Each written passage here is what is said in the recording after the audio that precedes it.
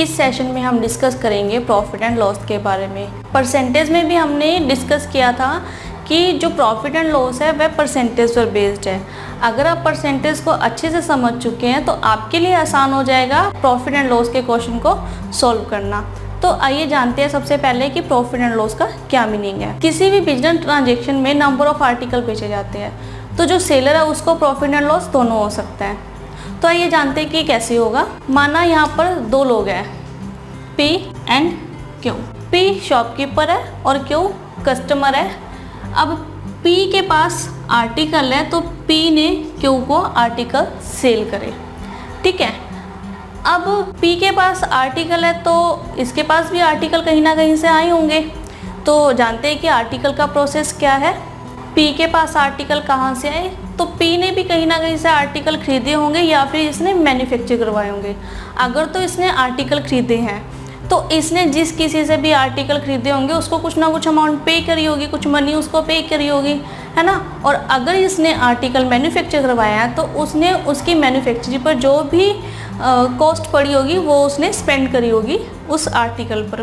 तो जो money P ने आर्टिकल पर स्पेंड करी है या खरीदते वक्त या मैन्युफैक्चर करवाते वक्त, उस मनी को हम कॉस्ट ऑफ द आर्टिकल कहते हैं। यानी कि जितने में P ने वह आर्टिकल खरीदा, तो कॉस्ट प्राइस वह प्राइस जिस पर कोई भी आर्टिकल खरीदा जाता है।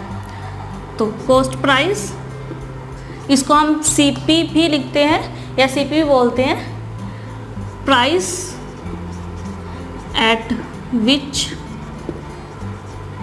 आर्टिकल इज तो price at which article is bought, वह प्राइस जिस पर कोई आर्टिकल खरीदा जाता है उसे हम कॉस्ट प्राइस कहते हैं। अब इस P ने आर्टिकल को Q को सेल किया है ना। तो इसने भी अगर Q को सेल किया तो किसी वैल्यू पे या किसी अमाउंट पे सेल किया होगा। तो जिस अमाउंट पे P ने Q को आर्टिकल सेल किया उसे हम कहते हैं सेल प्राइस। सेल प्राइस को हम SP भी लिखते हैं। तो price at which article is sold, ठीक है। तो जिस प्राइस पर P ने Q को आर्टिकल सेल किया है वो उसका सेलिंग प्राइस कहलाएगा। तो अब P के पास दो तरह की वैल्यू है, एक कॉस्ट प्राइस जिस पे उसने आर्टिकल खरीदा था, दूसरा सेलिंग प्राइस जिस पर उसने आर्टिकल Q को सेल किया, ठीक है। तो इसके पास दो तरह के प्राइस हो गए, एक CP और दूसरा SP, ठीक है। कॉस्ट प्राइस जिस पे खरीदा, सेलिंग प्राइस जिस पे उसने आर्टिकल को सेल किया है। तो अब इस प्राइस पर डिपेंड करता है कि P को प्रॉफिट हुआ है या लॉस हुआ है। कैसे डिपेंड करता है कि इनमें से कौन सी अमाउंट बड़ी है, ज़्यादा है या हाइयर है, उस पर डिपेंड करता है कि उसको प्रॉफिट हुआ है या लॉस हुआ है। अगर तो कॉस्ट प्राइस सेलिंग प्राइस से बड़ा है तो P को लॉस होगा, ठीक है। और अगर सेलिंग प्राइस कॉस्ट प्राइस से बड़ा है तो P को प्रॉफिट होगा। तो हम इससे प्रॉफिट एंड लॉस का पता लगा सकते हैं। फॉर एग्जांपल कि P ने किसी अमाउंट पे किसी आर्टिकल को खरीदा है, ठीक है, उसकी कोई कॉस्ट प्राइस है किसी आर्टिकल को खरीदने पे, ठीक है, उसने किसी अमाउंट पे Q को सेल कर दिया, ठीक है। तो जो इसका कॉस्ट प्राइस का और सेलिंग प्राइस का जो डिफरेंस रहेगा वो प्रॉफिट होगा। ऐसे ही अगर P ने किसी प्राइस पे कोई आर्टिकल खरीदा है और उससे कम प्राइस पर किसी को सेल कर दिया, Q को सेल कर दिया, तो जो उसके CP और SP का डिफरेंस रहेगा वो लॉस कहलाएगा। तो प्रॉफिट एंड लॉस क्या है, डिफरेंस ऑफ सेलिंग प्राइस और कॉस्ट प्राइस। सेलिंग प्राइस और कॉस्ट प्राइस का डिफरेंस प्रॉफिट या लॉस होगा। तो अगर सेलिंग प्राइस ज़्यादा है तो प्रॉफिट होगा और अगर कॉस्ट प्राइस ज़्यादा है सेलिंग प्राइस से तो लॉस होगा, ठीक है। अब सपोज कि Q ने जो आर्टिकल P से परचेज किया है, यही आर्टिकल इसने आगे किसी पर्सन को सेल कर दिया। सपोज उसने R को सेल किया है, ठीक है। यही आर्टिकल जो इसने P से खरीदा था वही इसने R को सेल कर दिया। अब Q की भी दो प्राइस हो गए हैं, एक कॉस्ट प्राइस जिस पे उसने Q से खरीदा और सेलिंग प्राइस जिस पर उसने R को सेल कर दिया, ठीक है। तो इसका भी कॉस्ट प्राइस और सेलिंग प्राइस। ठीक है, अब यहाँ पर एक पॉइंट ये ऑब्जर्व करने वाला है कि जिस प्राइस पर P ने Q को सेल किया था और जिस प्राइस पर Q ने P से खरीदा है वह प्राइस इक्वल है, यानी कि यहाँ पर जो P का सेलिंग प्राइस है और Q का जो कॉस्ट प्राइस है वो इक्वल है। ऐसे ही अब R ने उसी आर्टिकल को किसी आगे पर्सन को सेल कर दिया। सपोज उसने S को सेल किया है, ठीक है, सेम ही आर्टिकल को। तो अब R के भी दो प्राइस हो गए, एक कॉस्ट प्राइस जिस प्राइस पर उसने Q से आर्टिकल परचेज किया, दूसरा सेलिंग प्राइस जिस पर उसने S को आर्टिकल सेल किया है। ठीक है, अब यहाँ पर भी जो Q का सेलिंग प्राइस है और R का कॉस्ट प्राइस है वो इक्वल होगा, क्योंकि जिस प्राइस पे Q ने R को आर्टिकल बेचा है उसी प्राइस पर R ने Q से आर्टिकल को खरीदा है। तो यहाँ पर Q का सेलिंग प्राइस R के कॉस्ट प्राइस के इक्वल होगा। तो यहाँ पर एक पॉइंट तो ये क्लियर हो ही रहा है कि जो एक पर्सन का सेलिंग प्राइस है वही दूसरे पर्सन का कॉस्ट प्राइस है। तो हमने अभी यहाँ पर सीखा कॉस्ट प्राइस जिस पर किसी आर्टिकल को खरीदा जाता है, तो और सेलिंग प्राइस जिस पर किसी आर्टिकल को बेचा जाता है। एक पर्सन का सेलिंग प्राइस दूसरे पर्सन के कॉस्ट प्राइस के इक्वल होता है। ठीक है, अभी हमने पढ़ा था कि प्रॉफिट एंड लॉस का क्या अर्थ है। प्रॉफिट जब सेलिंग प्राइस ज़्यादा हो कॉस्ट प्राइस से, ठीक है, जब सेलिंग प्राइस बड़ा होगा कॉस्ट प्राइस से तो हमें होगा प्रॉफिट, और लॉस होगा जब कॉस्ट प्राइस बड़ा हो सेलिंग प्राइस से। ठीक है, यानी कि P is equal to S minus C और loss L is equal to S minus C. हम प्रॉफिट को P से डिनोट करते हैं, सेलिंग प्राइस को S से और कॉस्ट प्राइस को C से। ऐसे ही लॉस को L से डिनोट करते हैं, कॉस्ट प्राइस को C से और सेलिंग प्राइस को S से।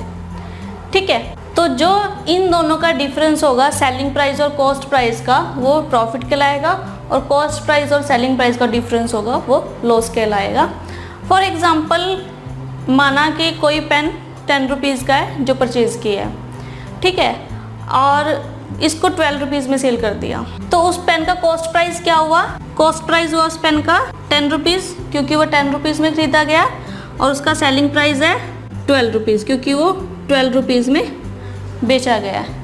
तो इस केस में हमें क्या होगा? हमें क्लियरली ऑब्जर्व हो रहा है कि सेलिंग प्राइस ज़्यादा है, कॉस्ट प्राइस कम है, तो हमें प्रॉफिट होगा। तो प्रॉफिट कितने का होगा? S माइनस सी, यानी कि 12 माइनस 10 रुपीज़ 2 का हमें प्रॉफिट होगा यहाँ पर। ठीक है, सेम ऐसे ही माना किसी आर्टिकल का जो कॉस्ट प्राइस है वो 30 रुपीज़ है और उसका जो सेलिंग प्राइस है वो 24 रुपीज़ है। अब अगर उसका कॉस्ट प्राइस 30 रुपीज़ है और सेलिंग प्राइस 24 रुपीज़ है, तो हमारे पास यहाँ पर भी ऑब्जर्व करने से पता लग रहा है कि सेलिंग प्राइस कम है कॉस्ट प्राइस से, यानी कि यहाँ पे कॉस्ट प्राइस ज़्यादा है, तो हमारे पास यहाँ पर क्या होगा? लॉस होगा। तो loss C minus S is equal to 30 minus 24, यानी कि 6 रुपीज़ का हमें यहाँ पर लॉस हुआ है।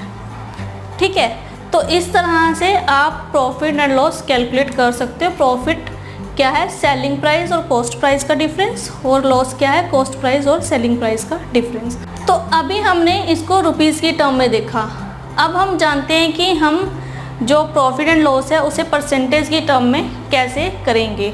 हम पहले भी डिस्कस कर चुके हैं कि जो प्रॉफिट एंड लॉस है उसको परसेंटेज की टर्म में कैलकुलेट करना ज़्यादा आसान है, क्योंकि कंपैरिजन आसान हो जाता है। सपोज कि 2 बिजनेसमैन हैं, जो एक बिजनेसमैन है उसका जो प्रॉफिट है वो 10 रुपीज़ है, ठीक है, और जो बी बिजनेसमैन है उसका प्रॉफिट है वो 100 रुपीज़ है। तो आप कैसे कंपेयर करोगे कि किसको प्रॉफिट ज़्यादा हुआ? नहीं हम कंपेयर कर सकते। तो अगर ये परसेंटेज की फॉर्म में होगा तो हमारे लिए कंपैरिजन करना ज़्यादा आसान होगा कि ए को ज़्यादा प्रॉफिट हुआ है या बी को ज़्यादा प्रॉफिट हुआ है। तो हम रुपीज़ की फॉर्म में कंपैरिजन नहीं कर सकते, हम परसेंटेज की फॉर्म में कंपैरिजन कर सकते हैं। तो ये जान लेते हैं कि प्रॉफिट को अगर हम परसेंटेज में कन्वर्ट करते हैं तो हमारे लिए वो किस तरह से आसान है। अब हम जानते हैं कि जो प्रॉफिट होता है वो इन्वेस्टमेंट को गेन करने का एक तरीका है ना। अगर हम इन्वेस्ट कर रहे हैं किसी प्रोडक्ट पे या किसी आर्टिकल पे, तो अगर हम उससे प्रॉफिट कमा रहे हैं तो हम अपनी इन्वेस्टमेंट को ही वापस ले रहे हैं। तो जब हम दो लोगों का प्रॉफिट कंपेयर करते हैं तो हमें उनका जो इन्वेस्टमेंट है वो कंपेयर करना पड़ेगा, उस पर कंसीडर करना पड़ेगा कि उनकी इन्वेस्टमेंट क्या है। अब माना कि कोई ए पर्सन है, उसने कोई आर्टिकल 20 रुपीज़ में खरीदा और उसको 40 रुपीज़ में बेच दिया, ठीक है। अब जो उसका प्रॉफिट है वो 20 रुपीज़ है। सेम ऐसे ही कोई पर्सन है बी, उसने कोई आर्टिकल खरीदा 400 रुपीज़ का और उसने उसको सेल कर दिया 500 रुपीज़ पे, तो उसका जो प्रॉफिट हुआ वो हुआ 100 रुपीज़। अब इसमें जो हम कंपैरिजन करेंगे वो हमें देखने में ये लग रहा है कि जो ए है उसको 20 रुपीज़ का प्रॉफिट हुआ है और जो बी है उसको 100 रुपीज़ का प्रॉफिट हुआ है। लेकिन अगर हम इन्वेस्टमेंट के हिसाब से कंपेयर करें तो ए ने जब प्रोडक्ट को खरीदा या आर्टिकल को खरीदा तो उसने 20 रुपये इन्वेस्ट करे और उसने 40 रुपये का बेच दिया, ठीक है, उसे 20 रुपये का प्रॉफिट हुआ। लेकिन जब बी ने किसी आर्टिकल को खरीदा, उसने 400 रुपये इन्वेस्ट किए और उसने 500 रुपये का बेचा, तो उसे 100 रुपये का प्रॉफिट हुआ। तो अगर आप इनका प्रॉफिट कंपेयर करो तो ए की इन्वेस्टमेंट भी 20 रुपये है और उसका प्रॉफिट भी 20 रुपये है, लेकिन बी की इन्वेस्टमेंट है वो 400 रुपये है और उसका प्रॉफिट 100 रुपये है। तो अगर इन्वेस्टमेंट के हिसाब से कंपेयर किया जाए, क्योंकि जो ए का प्रॉफिट है वो बी के प्रॉफिट से ज़्यादा है, क्योंकि जो ए ने इन्वेस्ट किया है वो 20 रुपीज़ किया है और जो बी ने इन्वेस्ट किया वो 400 रुपीज़ किया है, तो एक्चुअल में ए का प्रॉफिट ज़्यादा है। तो अगर हम इसे परसेंटेज के फॉर्म में कैलकुलेट करते हैं तो हमारे लिए ज़्यादा आसान हो जाता ए और बी का प्रॉफिट कैलकुलेट करना। तो अगर हम परसेंटेज में कैलकुलेट करेंगे तो हमारे लिए आसान हो जाएगा कंपैरिजन करना।